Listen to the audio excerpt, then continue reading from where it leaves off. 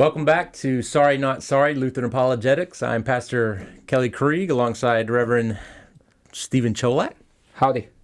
And this week we're coming with our 6th episode, I guess. Wow. I know. This is time fun. Flies, right? Yeah, it is. So our 6th episode, we're continuing to look at Aquinas' 5 proofs for the existence of God. The Quinque Viae. There it is, the Quinque Viae. Even though it's spelled with a V, in Latin, V is W, like the German. Exactly. Right? So like the W's are V's in German. Yeah. Right, yeah. Mm-hmm. Okay. Just to confuse you people. Right. Just to confuse everybody. Now, can you pronounce it? Is there a different subset of Latin that you can pronounce with a W and a V? Yes, ecclesiastical. Okay. So when we sing it in church, or a lot of times when choirs will sing it, you get the V. So venite in the liturgy, for instance. So, but this is academic. Quinque Via is the academic, I guess. Well, the Romans probably didn't speak it like the church speaks it. So there we go. All right, little tangent on Latin there for you. You never know what you're going to get. But this one, this argument is the argument from Gradation, and so we're going to look at that today, try to figure out. So we did the argument from motion. We did the argument from efficient cause. Mm-hmm. Last week we did the argument to necessary being. Necessary being. And now we're at gradation. At gradation, right. So what does this mean? Yeah, this is fun. That there are levels of goodness. Well, there are levels of things, and every level then corresponds to a level of goodness. And therefore there must be a stack of things. And if there is a stack of things, there must be something at the top.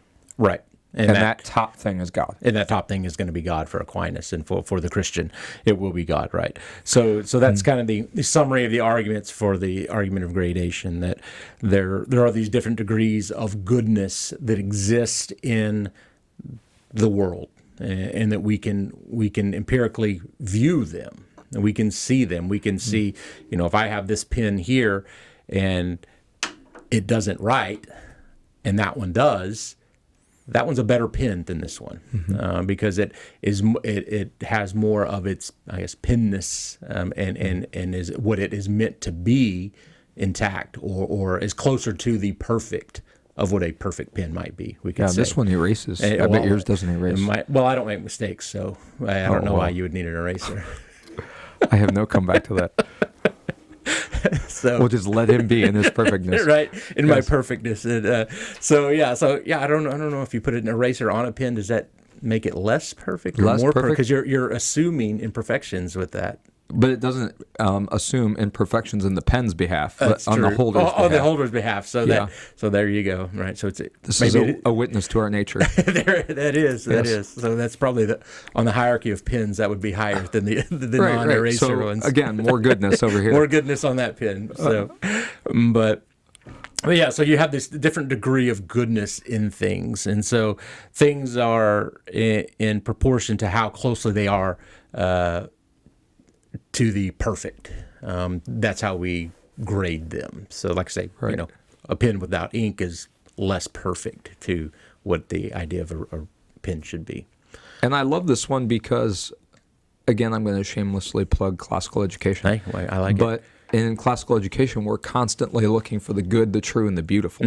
And that those things can be measured, and that they can be expected in things, and that we then would open up literature, art, math, science, technology, and see the goodness that's in there. Right. Now, this, I guess we can maybe jump in the gun a little here a bit, but this is going to be one of the arguments against this. Aquinas is the good, true, and beautiful. For a classical education, we take that originating, correct me if I'm wrong, from Western civilization for the most part. Yep. Right. So someone from a different cultural background that maybe is more influenced by Eastern thought might disagree with what beautiful or good or true is. And so how do you judge that? That's an interesting concept. So when we say Western civilization, we're saying the foundations were coming from Greece and Rome. Right. Occidental as opposed to Oriental. Right. Yeah. Right. You're speaking Latin. Did you know that? There it is, right? Again, Western civilization dominating the. Yeah. So, But why did Western civilizations come to the realization that something is good? There had to have been something in the nature of who they were that would be similar to the nature of who the Orientals are, right, as well. Right. Yeah, and I think ultimately when we get to we'll maybe try to unpack some of the critiques and answer those critiques. But like I say, that is one of the things that we do have to contend with. Right. It's because on its face it can seem quite subjective. It's like, I mean, take art for example. Well, beauty is in the eye of the beholder, everybody tells you, right? Exactly. And they could extrapolate that to goodness and truth. And they are doing that with truth. And that is the case. And so and what that boils down to then, if there is nothing for which there is the most of something, the perfect example of something, then in fact there can be nothing which is actually good.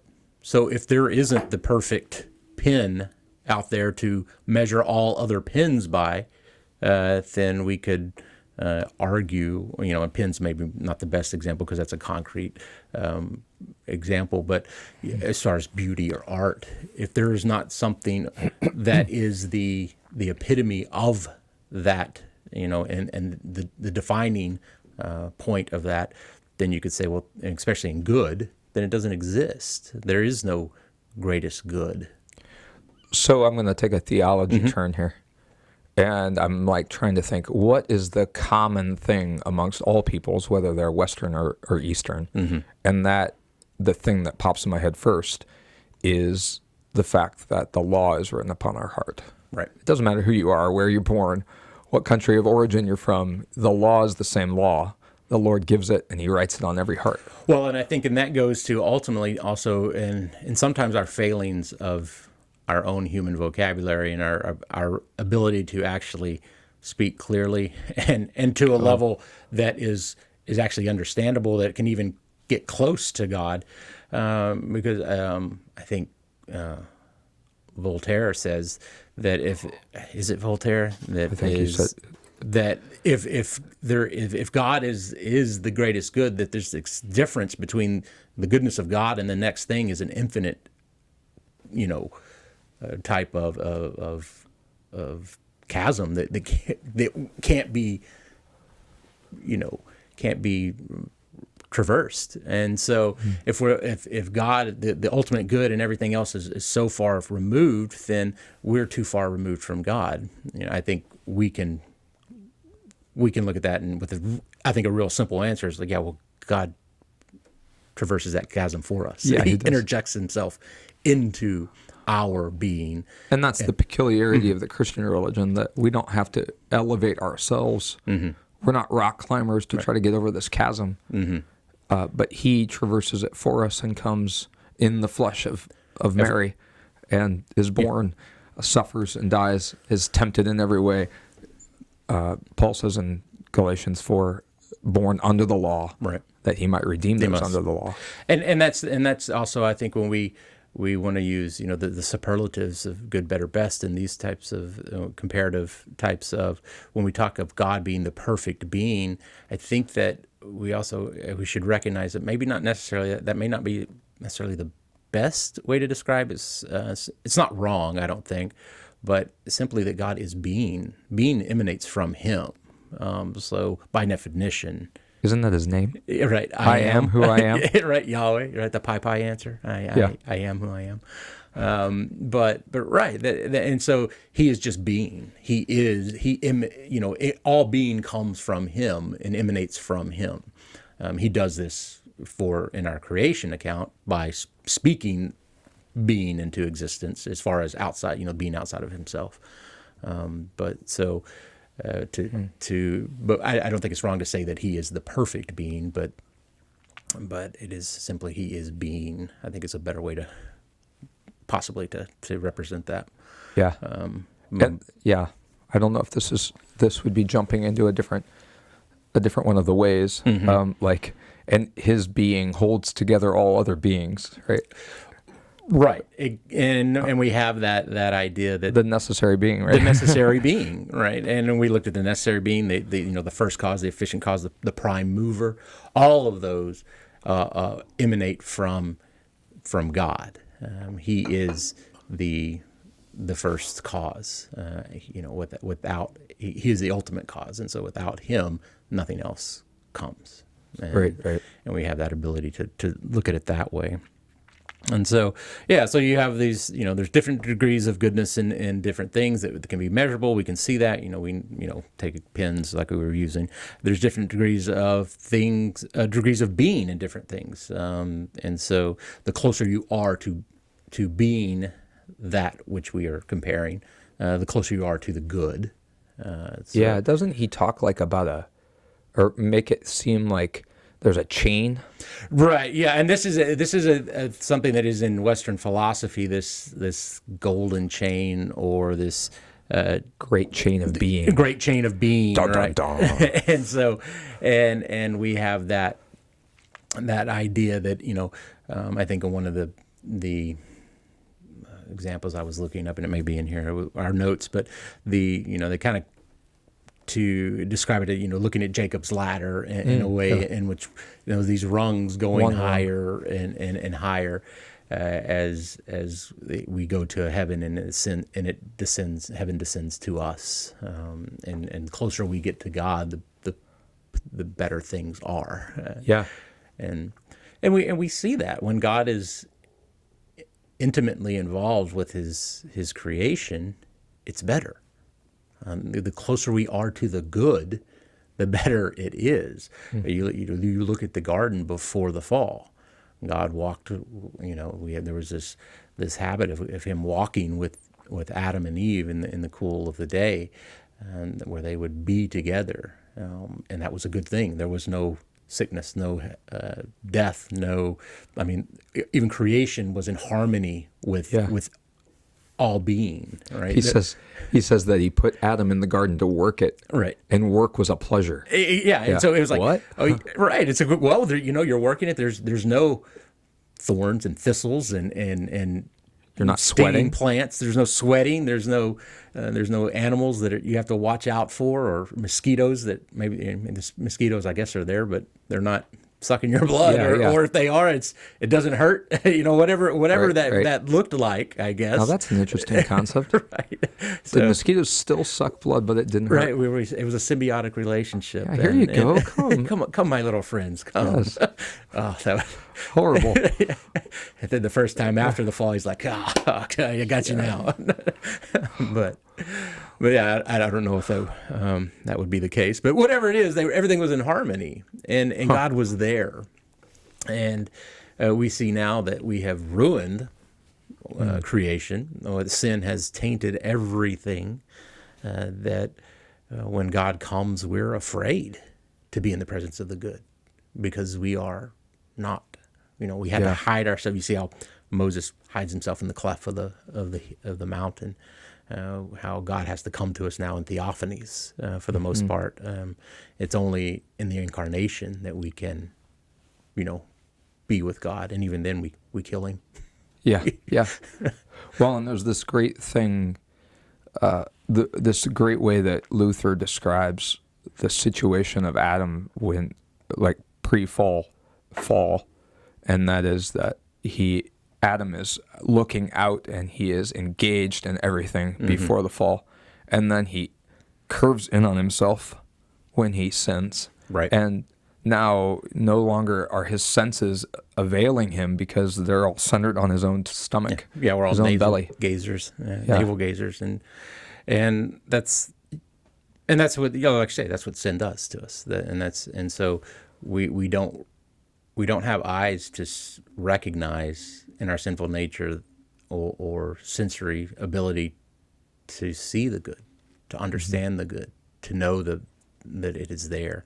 And it's only in salvation when the Holy Spirit pricks your heart, and that faith is there, which you can then know God and not be an enemy. So we need to be crucified with Christ. We right? do. So the only way to get you to stop looking at your belly is to nail your raise arms. you up. Yeah, is to raise you up in that sense, and to recognize that, we are our relationship, our true relationship with God once again. And even though our relationship still is a imperfect one because of us, not because of something God has done, because of our sinful nature is still there, we've been given the gift of faith. And so we do, and we can recognize the good, the beautiful, and the true.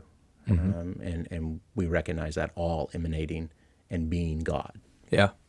And so we go through all these. So, and so for there to be this degree of being at all, there must be something which was the highest degree. Yeah. Hey, there was this thing, if we could jump back again into Plutonian philosophy. Okay. Yeah. Right? Plutonian. Well, I don't know if you were watching Nash Bridges. I don't know. He goes to... Not Nash Bridges. What was it? The Eddie Murphy movie when he was on Pluto? I just really want Pluto to be a planet again. I don't know. You still can't get over that, if NASA has re-upped it, or if they have, I don't know. if they have seen the true, good, and beautiful of Pluto. Yeah, maybe Elon Musk can fix that for us. We should. Now that he owns Twitter, he can fact check NASA until they get it right. Yeah, exactly. But Plato talks about there being 4 levels of existence, or 4 levels or degrees of being. Yeah, his theory of forms is what it comes from. And it's like seeing things in 3 dimensions or 4 dimensions. Right. Right. And so you have those lower forms, the shadows, the reflections, the dreams. And if you remember Socrates' cave analogy, that Plato writes down for us, it's very similar to coming, being opened. You start to see the shadows for what they are. So we have these shadows, reflections, dreams. Then you have perception, sensory, imagery. Those types of things is another gradation, I guess you want to call it. Then the lower forms of science and the higher forms, mathematics. Yeah, and he looked at those first 2 levels, the dreams and the shadows and the sensations and the images as the changing or the impermanent. Yeah. And then the other 2 is the physical world. The real things. The real things. Yeah. If you can use that term.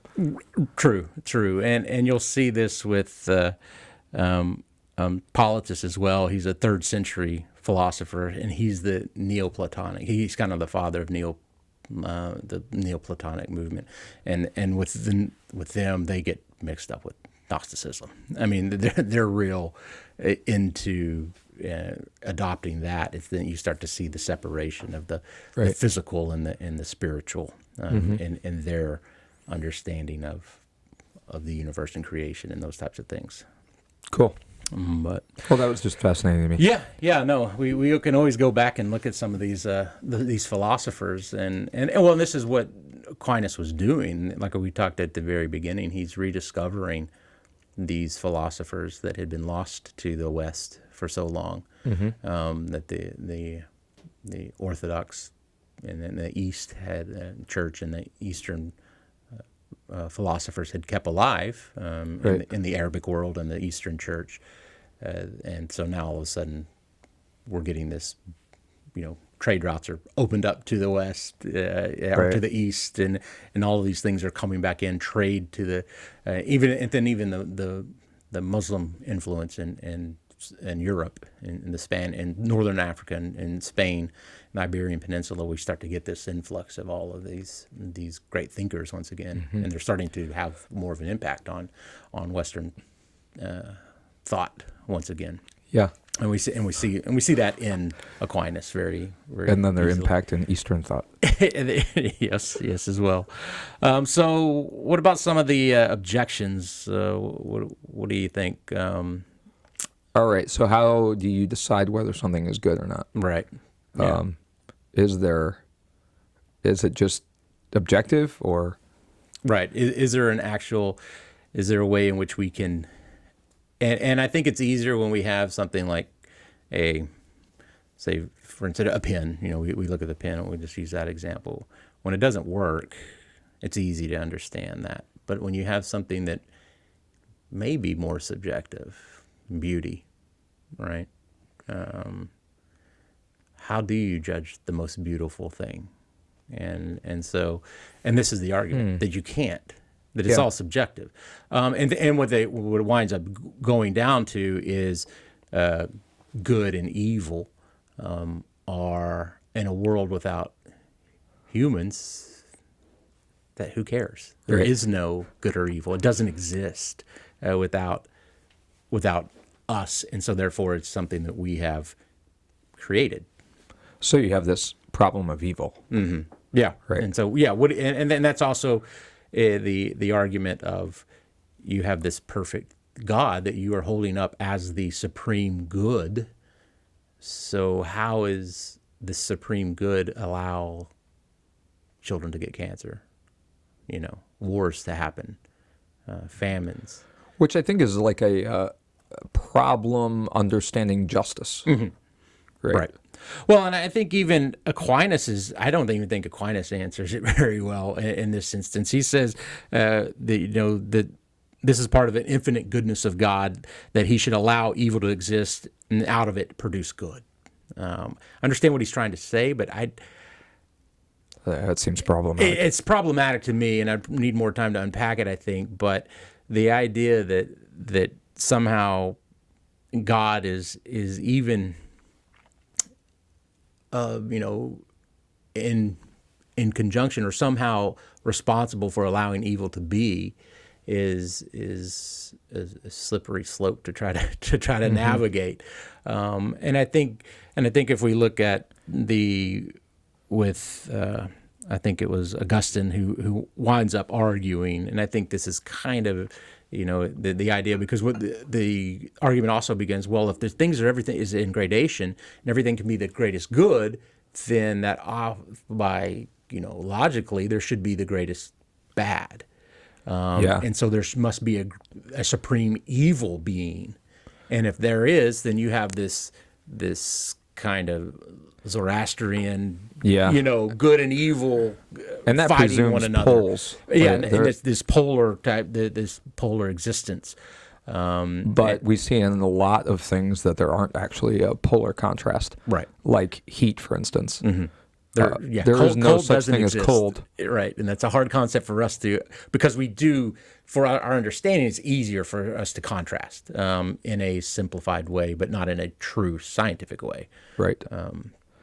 Well, and I think this also denies a understanding of what love versus wrath or anger is too, because we might want to understand God's anger, which is justified because of our sin, as being something that's evil. Right. When it's not actually evil, it's the right response to what we have done. Well, and it is, and what we also do is we presume that God acts as we do.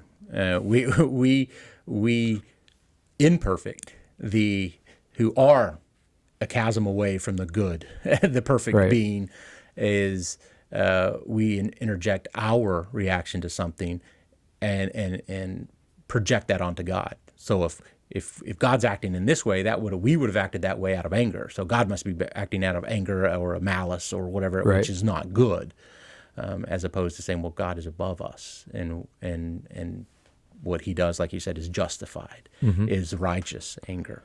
You hear it so often. Well, Jesus, was whipping people in the temple and throwing tables over. It's like, it's a righteous anger. It was justified. It was needed. That was what he was to do.